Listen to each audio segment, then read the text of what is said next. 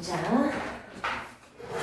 이번에는 138쪽 호르몬과 항상성 볼 거예요. 여기는 내용이 호르몬에 대한 내용만 잘 외우면 그 뒤에 있는 페이지는 그냥 같이 가져가는 부분이야. 항상성은. 보자. 좀 전에 감각기관이라고 하는 게 외부의 자극을 받는다 설명했고, 그 다음에 신경계는 그 자극을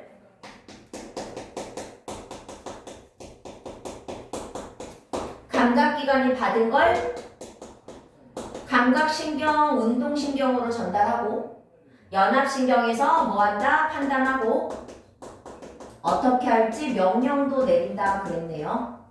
그렇다면 이제는 뭐를 볼 거냐? 내 몸의 조절작용 호르몬을 볼게요.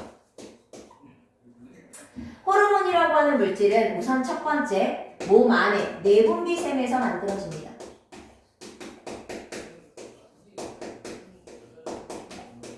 그럼 내분비샘이 뭔데요? 우리 몸에는 외분비샘도 있고 내분비샘도 있거든요. 차이점이 뭐냐면 어떤 물질을 내보내는 특정한 관이 있냐, 통로가 있냐, 없냐의 차이예요. 예를 들자면 눈물샘. 특정한 경로가 있어요, 없어요? 그럼 넌 여기서도 눈물을 흘리다 여기도 눈물이 나나? 눈물샘으로만 눈물이 나죠. 땀샘. 분비관 있어요, 없어요? 있죠. 그러니까 그 구멍을 통해서만 나오는 거잖아요. 이렇게 특정한 분비관이 있는 것, 침샘처럼 이렇게 있는 걸 외분비샘이라 부르고요. 내분비샘은 분비관이 따로 없어요.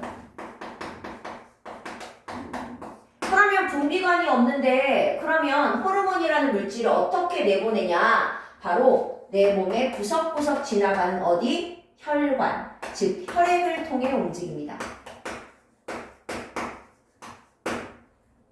혈액을 타고 움직여서 뭐하냐? 내 몸에 미량으로, 아주 적은 양으로 여러 가지 기능, 내 몸의 기능을, 생리 기능을 조절해요. 내 몸의 기능을 조절합니다. 심장이 빨리 뛰지 말지, 땀을 많이 흘릴지, 적게 흘릴지 이런 걸 조절하는 게 바로 호르몬이고요. 미량 작용하지만 양이 너무 적으면 부족해서 생기는 결핍증이 생기고요. 반대로 양이 너무 많이 분비되면 많아서 생기는 과다증이라는 게 생겨요. 결국 적정한 양이 나와야겠네. 그리고 다섯 번째, 혈액을 통해서 나왔죠. 아무데나 가서 작용하는 게 아니라 특정한 장소에만 작용합니다. 이걸 표적기관이라 불러요. 표적이 되는, 목적이 되는 기관이 정해져 있어요. 표적기관에만 작용하죠. 예를 들어서 요 세 가지를 묶어서 예를 설명하자면 인슐린이라고 하는 호르몬은 뭐라는 내분비샘에서 만드냐면 이자라는 장소에서 만들어요. 이자라는 내분비샘에서 만들어진 인슐린은 혈액을 통해 어디까지 가냐면 혈액을 통해 표적기관인 간으로 갑니다. 그래서 자신의 역할을 수행해요.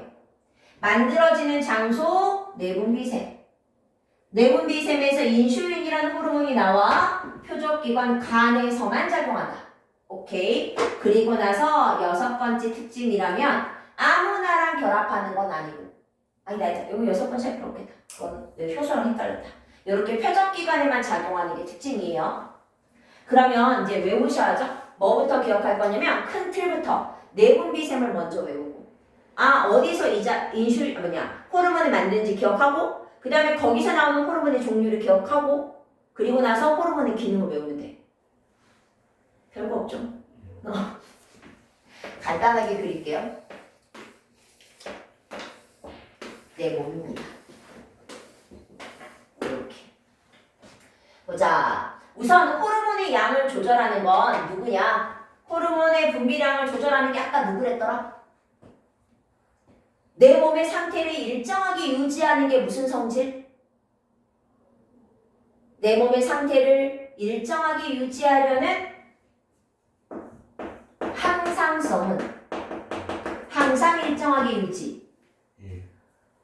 내 중추신경계 중에서 중추신경계 안에서 누구의 역할? 대뇌, 간뇌, 중간뇌, 연수, 소뇌 중에 중간뇌는 눈 아니었냐? 예. 그럼 향상성 조절은 누구였어? 손에. 소뇌는 운동 아니야? 예. 누구였어? 대뇌, 간뇌, 중간뇌, 소뇌, 연수 중에서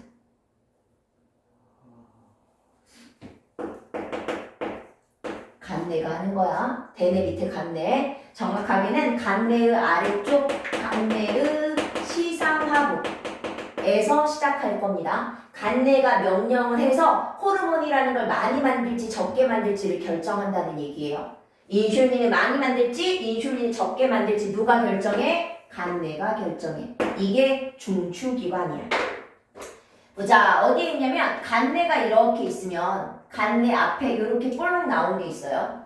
여기가 누구냐면 뇌하수체라고 하는 내분비샘. 제가 지금 호르몬을 만드는 내분비샘을 먼저 쓰고 있습니다. 그리고 나서 호르몬의 종류를 쓸 거예요. 오케이? 그리고 목에도 있어요. 커지면 나비로 보인대요. 나비처럼 보여요. 누구냐면 갑상샘. 들어봤냐? 갑상선 이런 거 들어봤어? 그죠. 갑상선 하면 들어봤지? 그 갑상선, 그 갑상샘이 있고요. 그 다음에 소화기관이긴 한데 위가 이렇게 있으면 위 밑에 쪽에 갈비뼈 있는 쪽에 양쪽에 누가 있고 심장이 있고 콩팥. 그 콩팥 위쪽에 양쪽에 해서 이렇게 부신이 있습니다. 그리고 위가 있으면 위 앞쪽으로 이렇게 주머니처럼 생겨있는 누가 있고 3대 영양소 소화요소가 다 만들어져요.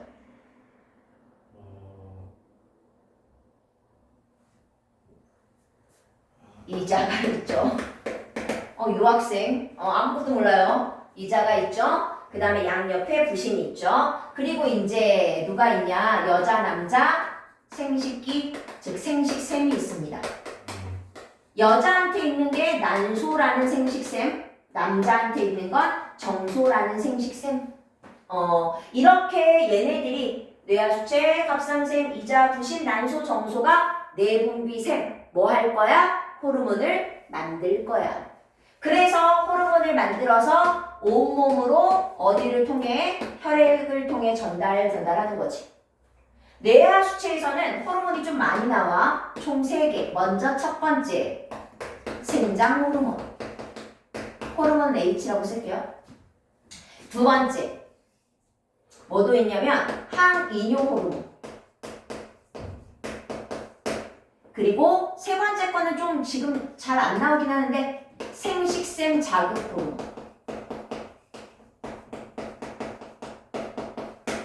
생식샘, 난소와 정소를 자극하는 호르몬. 이 생식샘 자극 호르몬이 나와야 난소, 정소라는 생식샘이 자극을 받아서 난소에서는 에스트로겐이 이라는 여성 호르몬이 남자의 정소에서는 테스토스테론이라고 하는 남성 호르몬이 나오는 거야. 오케이? 그리고 이제 갑상샘에서는 겁나 중요. 티록신이라는 호르몬이 나옵니다. 이자에서는 서로 반대 기능을 수행하는 호르몬이 나오는데 첫 번째가 아까 설명했던 인슐린, 두 번째가 글루카곤. 서로 반대. 그리고 부신에서는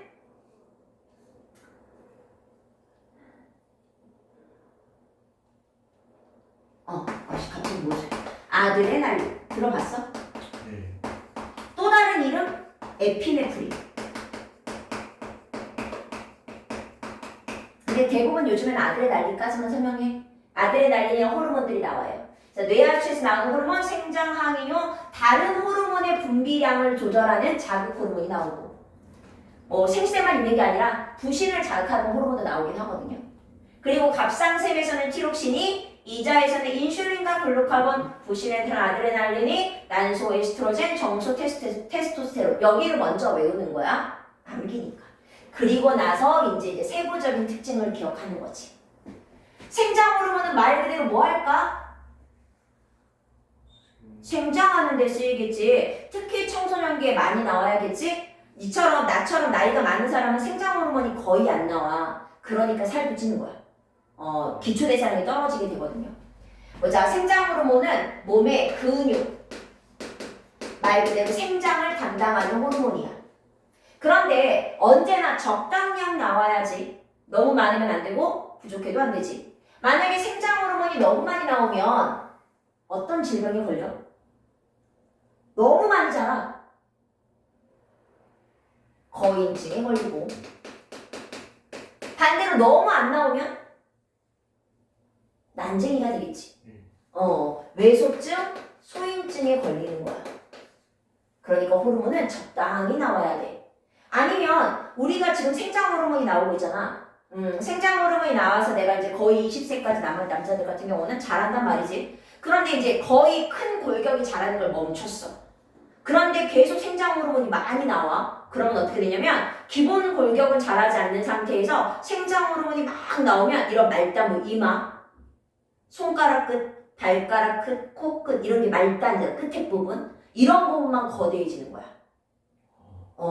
그래서 뭐에 걸리기도 하냐면 말단부가 거대해지는 말단 비대증에 걸리기도 해.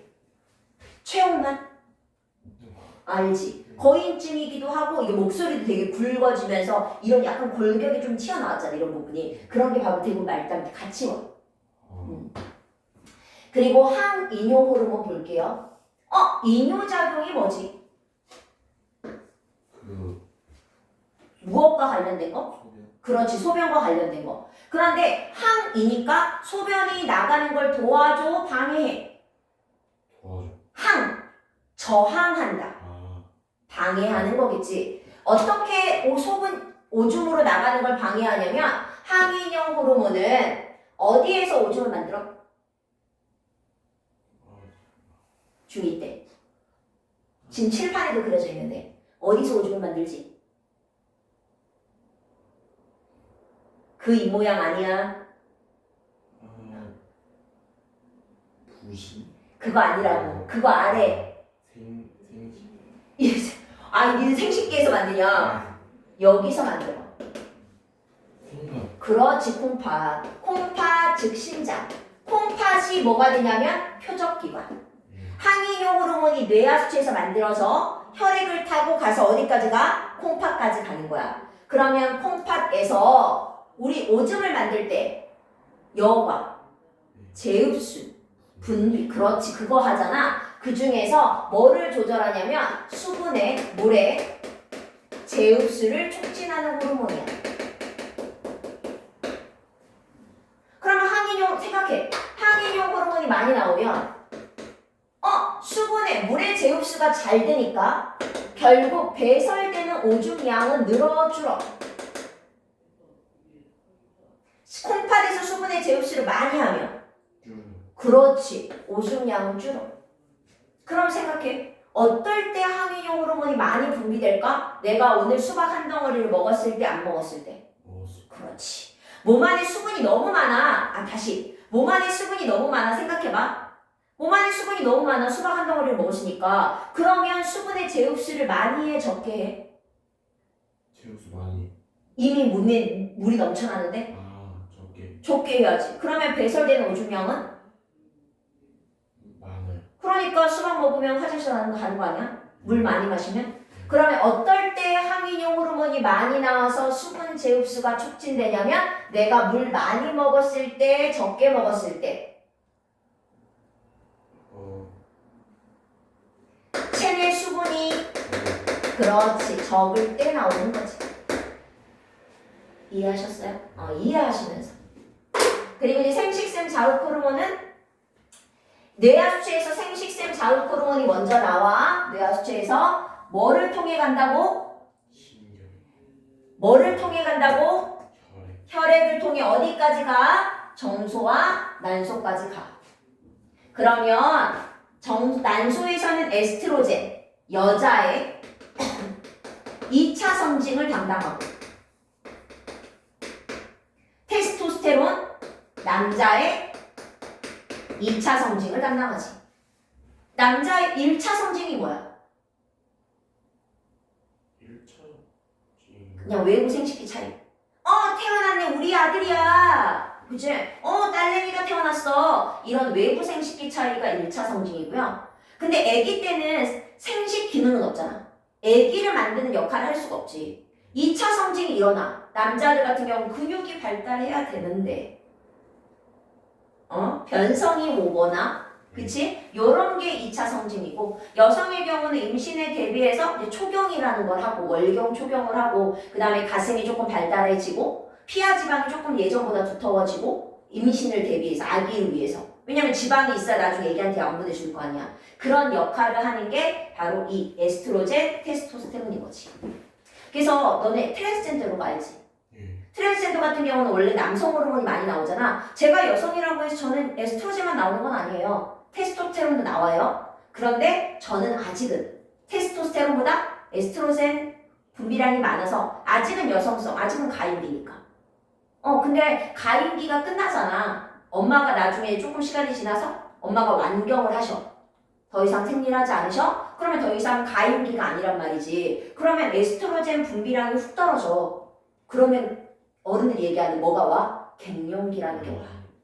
여성 호르몬이 떨어지고 테스토스테론의 분비량이 많아지면 원래 여자로서 갖는 호르몬의 불균형이 생기는 거잖아. 에스트로겐이 많이 나와야 되는데 안 나와. 그러니까 몸에 이상 증세가 생기는 거야. 막 열이 막 나고 잠도 잘 못 자겠고 심장은 두근두근하고. 생각보다 이 갱년기 증상이 여자들은 되게 심각하거든. 그러니까 나중에 엄마가 아직은 아니실 거야. 네가 한 성인이 됐을 때 엄마가 평소랑 다르게 막 갱년기가 온 것 같다면서 막 힘들다고 하시면 되게 관심을 좀 많이 가져줘야 돼. 2차 성징, 너네 사춘 경우 되게 힘들잖아, 마음이. 그냥 이유 없이 막 짜증나고 미치겠지. 근데 그것보다 더 심한 거야. 그런 신체적인 것 말고도 또 정신적으로도 문제가 생기는 거니까. 근데 눈물이 많은 것도 그거 뭐야 갱년기 그거 하나예요? 남자들? 아니 여자. 여자들? 그런 증상이거든. 감정 조절이 잘 안 되니까 그런 거야. 왜 엄마가 요즘 유독 눈물이 많으신 것 같아? 제가 2주 전인가 그때 누나 졸업식 갔는데 눈물이 너무 났어? 아니 저 말고 엄마가 무슨 드라마 장면을 무슨 좀뭐 동키부의 영상을 보면서 갑자기 우시는 거예요. 아직은 아니실 거야. 그냥 마음이 힘드신 거 아니야. 그냥 감정이 막 이렇게 격해지실 수도 있지. 이 여자는 워낙 이제 호르몬이 계속 왔다 갔다 하거든. 남자 같은 경우는 호르몬이 단순해. 테스토스테론 이렇게만 생각해야 되거든. 근데 여자는 에스트로겐도 있고 항체 형성 호르몬, 프로게스테론도 있고 이게 이 한 달 안에 왔다 갔다. 그래서 여자들이 예민한 거야. 어쩔 수가 없어. 호르몬의 분비량이 막 오르락 내리락 하면서 감정 조절이 잘 안 되기 때도 있어. 나중에 여자친구나 와이프가 생겼는데 오르락 내리락 하면 이해해 줘야 되는 거지. 난 남자니까 단순하잖아. 잘해주면 돼. 자, 이렇게 조절할 수 있고 갑상샘 겁나 중요합니다. 티록신이라는 호르몬이 나와요. 티록신은요 무슨 기능을 하냐면 심장박동을 시켜주는 호르몬.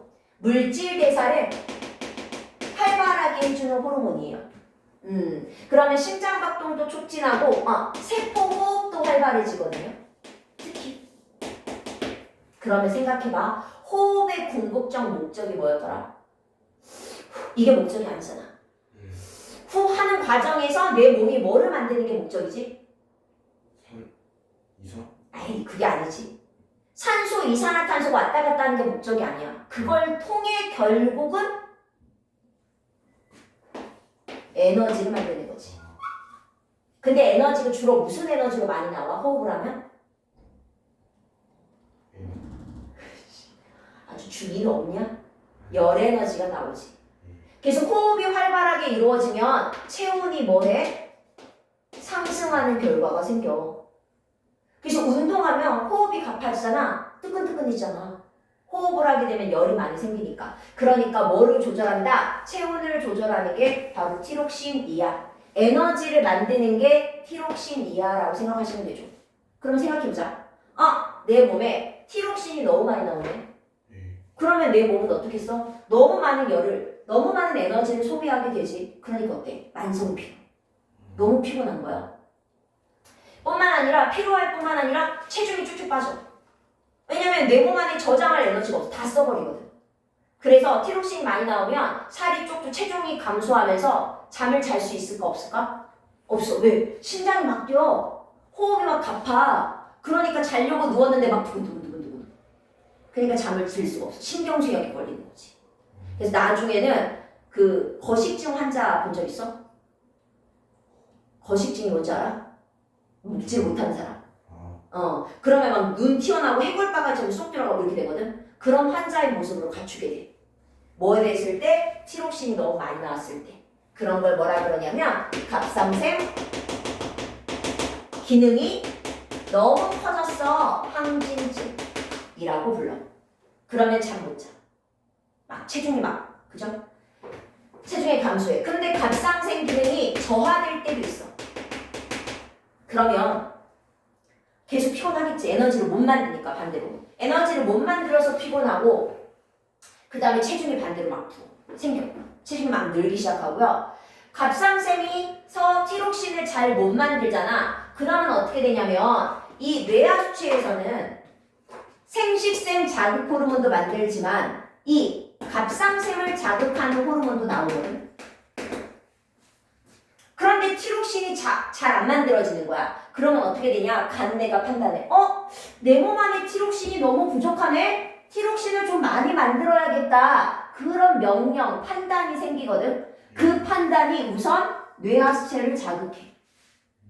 그러면 뇌하수체는 뭘 많이 만들까? 바로 갑상샘 자극 호르몬을 많이 만들어. 그러면 갑상샘 자극 호르몬이 어디로 가? 갑상샘에 가서 계속 자극을 주는 거야. 야, 티록신 만들어. 많이 만들려다 보니까 얘가 크기가 커지겠지. 그래서 원래 찌꺼냈는데 이렇게 커져. 부풀어 올라. 그래서 나중에, 아직은 당연히 그럴 리가 없지만 나이가 들어. 예전엔 여자들이 주로 많이 생기지만 요즘 남자도 많이 생기니까 겁나 몸이 피로해. 자도 피로해. 그러면서 여기 목을 봤더니 여기가 두둑하게 점점 부푸는 것 같아. 그러면 갑상샘 기능 저하증일 수 있으니까 병원 가봐야 돼. 왜냐면 이런 호르몬은 내 몸 안에 없으면 큰일 나. 만약에 내가 갑상샘 암에 걸렸어. 여기에 종양이 생겼단 말이야. 그럼 갑상샘을 떼내. 그러면 나는 티록신을 만들어 못 만들어? 근데 몸 안에 티록신이 없으면 돼? 안 돼? 안 돼. 그래서 그런 사람은 평생 죽을 때까지 호르몬제를 먹어야 돼. 티록신을 따로 섭취해야 되는 거지. 항상 나와야 되는 애야. 일정하게. 오케이. 보자. 또 중요한 게 바로 누구야? 이자에서 분비되는 인슐린과 글루카곤입니다. 서로 상반된 기능을 수행한다 그랬죠? 이때 인슐린은 뭐 하냐면 알죠? 당뇨병 환자에게 놓잖아 주사. 혈당을 뭐 해주거든? 어떻게 조절하거든? 적게? 그렇죠, 낮춰. 글루카곤 혈당을 높여줘요. 서로 반대 기능을 수행하는 거지. 아까도 말했지만 표적기관이 어디야? 간이라는 장소에서 혈당을 조절시켜줍니다. 밥을 많이 먹었어. 혈당이 높아지면 누가 나오겠네? 글루카곤. 혈당이 높아졌는데 또 높이면 뒤져. 혈당이 높아졌으니까 낮추려고 누가 나오겠지? 인슐린이. 혈당이 뚝 떨어지면 혈당을 높이려고 누가 나와? 그때 글루카곤이 나오는 거야. 그죠? 둘 다 잘못 나오면 결핍되거나 과하거나 이렇게 되면 뭐에 걸려? 당뇨병이라고 하는 질병에 걸리지. 혈당이 너무 높아도 당뇨병이라고 부르고 저혈당이 너무 낮아도 당뇨병이라고 불러. 근데 이제 고혈당보다는 일반적으로 저혈당이 더 위험해. 기본적으로 당뇨병 환자는 혈당이 조절이 잘 안 되는 사람이거든. 그러니까 혈당을 조절하겠다고 먹는 음식을 되게 조절을 해요. 그 조절을 해서 혈당을 낮추다 보니까 갑자기 혈당이 뚝 떨어져 버리는 거야. 그러면 갑자기 쇼크가 와서 갑자기 죽을 수도 있어. 돌연사. 되게 위험한 거예요. 당뇨병은 그냥 당뇨병 자체만으로는 뭐 생명을 해칠 정도의 위험한 질병은 아니거든. 근데 당뇨병 합병증은 되게 위험해요. 당뇨병인 사람은 몸의 세포 재생도 잘 안 돼. 그러니까 우리 같은 경우는 지나가다가 손가락 살짝 비었어. 그럼 금세 아물잖아. 근데 당뇨병 심한 사람은 안 아물어. 아무리 치료해도 아물지 않아. 결국은 이게 썩어 들어가. 그래서 손가락을 절단해. 발가락을 절단해. 대부분이에요. 그래서 발이 막 써? 썩어 들어가는 거지. 왜냐 말단부까지 혈액순환이 또 잘 안 돼. 순환이 잘 안 되니까 썩어서 절단하는 경우가 되게 많아. 그래서 당뇨병은 진짜 위험해. 그래서. 그리고 아드레날린, 에피네프린은 스트레스 호르몬이라는 별명이 있어. 그럼 생각해. 스트레스 겁나 열받았네. 그러면 내 몸에 어떤 변화가 생겨? 우선 열받았어. 아씨. 이러잖아. 뒷골 땡겨. 왜? 혈압 상승. 열받으면 심장이. 그치? 그래서 심장박동 좋지. 거기다가 혈당까지 높여. 그 스트레스 받으면 스트레스 만병의 근원이라고 하잖아. 너무 많이 나오면 혈당이 높아져. 그럼 아까 뭐였다? 면역력 떨어져. 이렇게 악순환이 일어나는 거야. 오케이? 근데 어쨌든 적당한 아드레날린이 분비되는 건 되게 좋지. 왜냐면 내 몸에 활력을 주거든. 그래서 아드레날린을 자극해 이렇게 표현하는 게 놀이기구를 탄다거나 그거 뭐라고 하지? 뭘 자극하지? 단어 갑자기 생각이 안 난다. 행복 호르몬.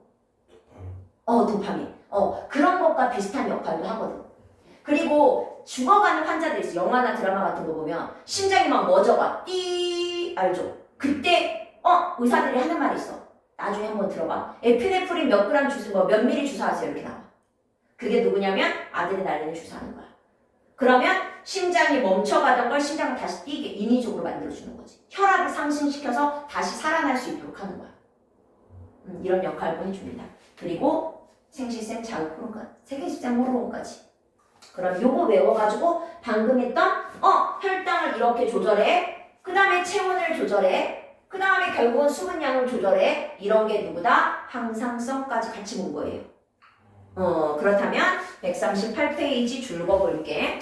호르몬을 잘 공부하면 뒷페이지에 있는 항상성은 그냥 가져가는 거야. 줄 거볼게요. 138쪽. 항상성 동그라미. 끝에 줄 거요. 몸의 상태를 일정하게 유지해. 너네 물리 파트에서는 그거 배우잖아. 자신의 운동 상태를 유지하려는 성질 두 글자로. 멈춰있으면 계속 멈춰있고 싶어. 움직이고 있는 물체는 계속 움직이려고 해. 이걸 뭐라고 했지? 물리에서. 버스 급정 가면 앞으로 쏠려. 이거 배웠잖아. 여기서 나오지 않았었어?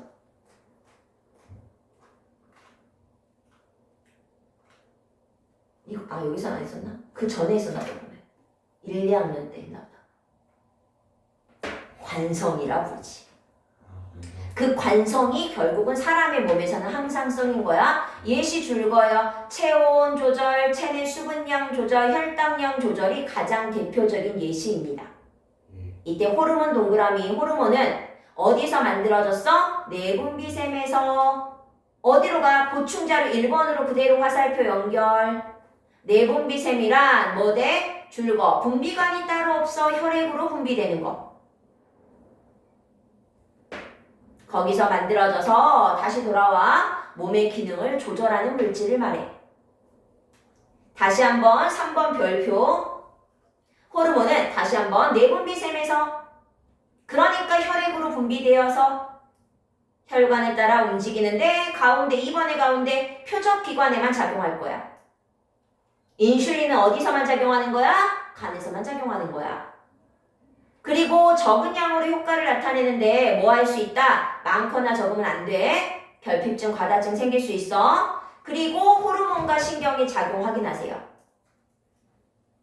우리가 항상성을 조절하는 건 호르몬도 있지만 신경도 있거든요. 누가 빠를 거냐면 신경이 더 빨라요. 그러니까 어떠냐면 내가 너를 보잖아. 이렇게 돌리면 내가 안 보여. 돌리면 바로 보여. 이게 굉장히 빠른 속도로 전달되기 때문에 나는 너를 보고 하는 거죠. 하지만 호르몬은 내가 인슐린 주사를 맞자마자 혈당이 훅 바로 떨어져?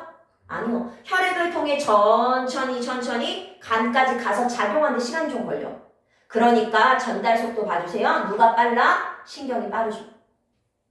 하지만 누가 지속적이야? 호르몬이 훨씬 더 지속적이야. 신경은 일시적이야. 그러니까 내가 너를 봤죠? 내가 눈을 돌리자마자 내 여기 너의 잔상이 남아있어? 안 남아있어? 안 남아있어. 왜냐면 아주 일시적이거든, 신경이라는 건. 보자, 내려갈게요. 4번 크기 별표. 요거 전체 외우셔야죠. 이 그림. 뇌하 수치에서 제일 중요한 거 생장 호르몬, 생장 촉진한다. 항이뇨 호르몬, 물의 재흡수를 촉진한다. 그래서 가로치고 적어 수분량 조절.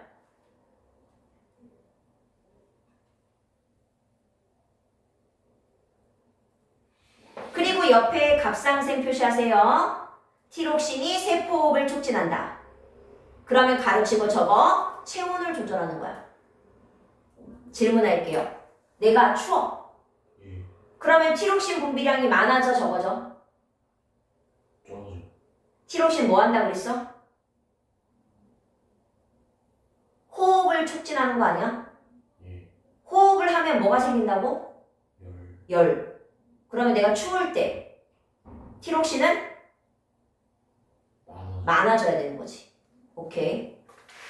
보자. 부시는 아드레날린. 혈압 상승, 심장 박동, 혈당량 다 증가시켜. 증가.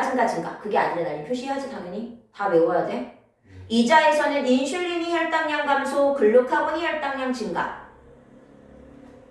그리고 이자의 그 위에 작게 빨간색 적혀있는 거 보여? 예. 뭐라고 적혀있냐? 외분비셈이자 내분비셈이야 표시. 왜냐면 이자에서는 인슐린 글루카곤이라는 호르몬을 만드니까 내분비셈이고, 이자에서는 이자액이 나오니까 소화액 외분비셈인 거야. 돌아가 내려가. 정소는 테스토스테론, 난소에서는 에스트로겐 표시. 그리고 넘어갈게요. 그리고 5번은 아까 설명하면서 결핍증과 과다증 설명 다 했습니다. 오케이? 숙제하기 전에 한번 읽어보시면 되고, 항상성 조절에서 체온 조절부터 볼게요. 누구의 작용? 줄거. 신경과 호르몬이 동시에 작용할 거래요. 생각할게. 여기는 막 줄으려고 하지 말고 추울 때 생각해봐. 추워. 체온을 뭐 해야 돼? 올려야 돼. 그러면 무슨 호르몬이 작용한다고요? 티록신. 분비량이 많아져서 체온을 상승시키죠. 그렇지만 이건 호르몬의 역할이고 신경도 해요. 우리 추울 때 어떠냐?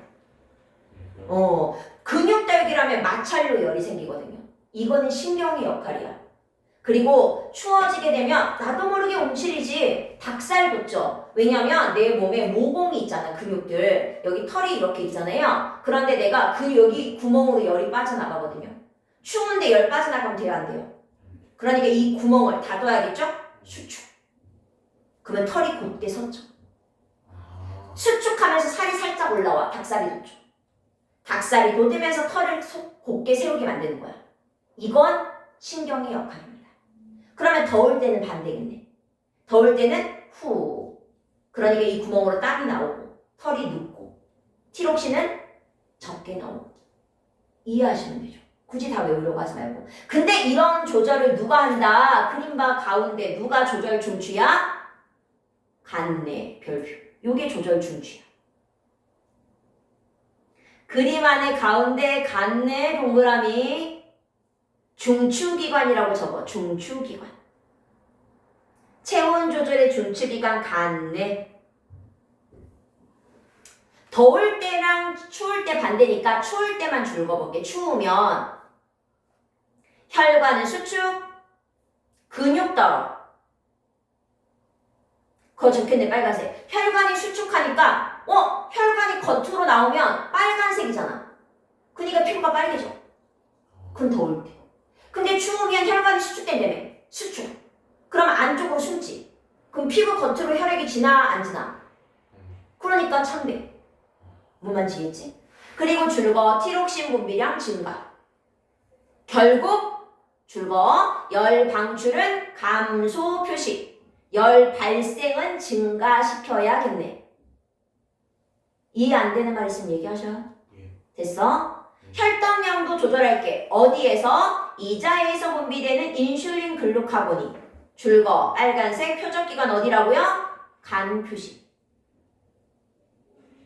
그림 봐봐. 노란색 혈당이 높대. 찾았어? 그러면 이자에서 누가 나와? 인슐린. 어디로 가? 표적기관 간. 따라가고 있죠? 그러면 간이 포도당, 혈액 속에 있는 포도당을 글리코젠으로 바꿨대. 그럼 당이 사라졌네? 그러니까 혈당이 감소하는 거야. 그런데 내려가자. 어디? 갖고 정상 혈당을 만들었는데 혈당이 파란색, 낮아진 거지. 그럼 이제는 누가 나와? 이자에서 글루카곤이 나와. 그러면 간에 저장돼 있던 글리코젠을 포도당으로 바꿨대. 아, 당이 다시 생겼네? 그러니까 혈당이 다시 높아져. 이렇게 올라가면 낮추고 낮춰지면 올려서 계속 일정한 혈당을 유지하는 겁니다. 그뿐만 아니라 보충자를 4번에 체내 수분량을 조절하기도 하죠. 무슨 호르몬이? 항인용 호르몬이. 확인하세요. 아까 설명한 거. 읽었으면 139쪽, 141쪽 문제 풀고 나머지 문제 안 푼 거는 금요일까지, 금요일 4시 반까지 해가지고 203호에서 만나기. 203호에서 4시 40분까지. 지금 우선 2페이지 먼저 풀어주시면 되죠.